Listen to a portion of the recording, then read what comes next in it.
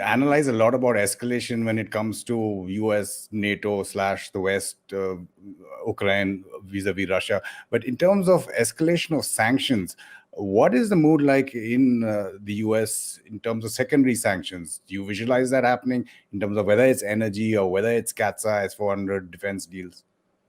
So there's pressure from the US Congress on the administration to apply more sanctions and to consider secondary sanctions. There is a core group in the White House that's looking into it. And that would mean that anyone who does any business with sanctioned entities would come under sanctions.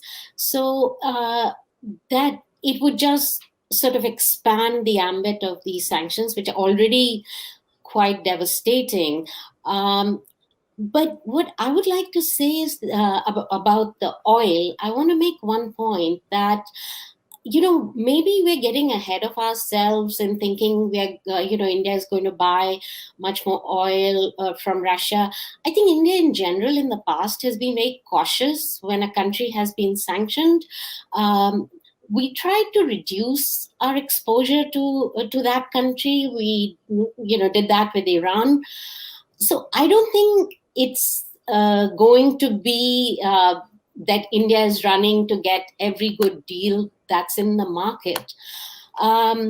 As for sanctions, despite the pressure from the US Congress, so far the administration has not taken this step. They understand, and I think in all the diplomatic traffic that's coming through New Delhi, I'm sure the Indian side has explained that the after effects, firstly, they're going to be more severe on the developing world. Secondly, they'll come back to bite the West as well, eventually. I want to know how long the Americans will, pay $6 a gallon at the pump. I'll say give it 1 month and things might change. I just wanted to get your thoughts a little bit more about sanctions. And you were talking about loopholes, whether it's the US, whether it's the West. Japan, I think, is also still involved in the Sakhalin project. In terms of, the hypocrisy that all these countries who are pressurizing us in various manners are working. No, I would not call it hypocrisy. That is too strong a word. But obviously, the intention is when you impose sanctions, you want to protect yourself from the impact of those sanctions and try to see other people abide by those sanctions to have the effect on your adversary that you want. And there are a number of areas where various of these sanction imposing countries have actually have created carve-outs for themselves. In the case of Japan, as you rightly mentioned, Japan also is a party to the sanctions, but it has announced that it will not withdraw from the Sakhalin-2 project. Japan is an investor in the Sakhalin-2 project, and it's an operator in that project. It has announced that it will not withdraw from it. Why? Because its energy interests require it. So everybody has energy interests, and everybody is sort of creating conditions so that their energy interests are not impacted.